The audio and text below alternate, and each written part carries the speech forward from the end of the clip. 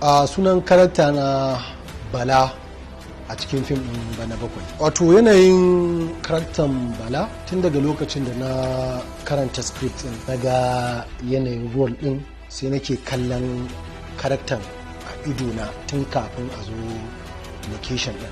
So daga kuma lokacin da aka zo location ɗin yanayin yadda na karanta shi a littafi haka ne ƙoƙarin gabatar da shi a fim ɗin. Wani irin karakta ne, wani irin murɗaɗɗen mutum dai gashi nan dai ya zo abin da aka sa sai ya yi amma kuma yana da wani abin daban a cikin zuciyar shi. Na so ku gane cewa na daina tsoron mutuwa saboda mutuwa ita nake jira, ya zama dole mutu ko da kai baka kashe ni ba hukuma dole za su kashe.